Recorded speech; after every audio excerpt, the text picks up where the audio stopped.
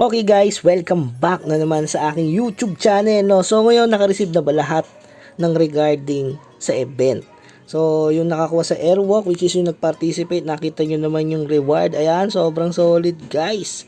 So ito na nga yung sinabi nilang reward, 10 salmon ticket, meron pang legendary salmon ticket at saka yung promotion match at saka meron siyang additional, ayan no, Airwalk contest participation reward. Ayan, nakita nyo naman, may another 20 ulit, 20 mystical piece, 20 dragon spear salmon ticket, tsaka dragon ko at syempre yung dragon eye.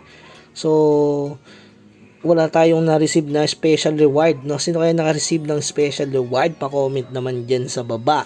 Alam ko lahat kayo nakakuha, syempre kahit nag-participate lang kayo, kung gumamit kayo ng alt, gamit ang Discord, syempre marireceive nyo na yung ang reward nyan guys. Lahat tayo siguro naka-receive na nito. Okay, so isang good news yan, napakabilis nilang mag-response regarding sa mga Airwalk event, sa mga ganyang event. Kaya huwag niyong kakalimutang sumali dyan, kahit participation, meron na agad kayong makukuha. Okay, so yun lamang guys, abangan yung mga bagong event ni Mirpor. So September 19, so enjoy nyo muna yung Magic Stone hanggang September 13 yan. So hindi mo na ako sasali sa event na yan kasi wala akong ipon na 30 million Dark Seal. Bawi na lang siguro ako next event yan, which is magbibilang ulit tayo ng 60 days.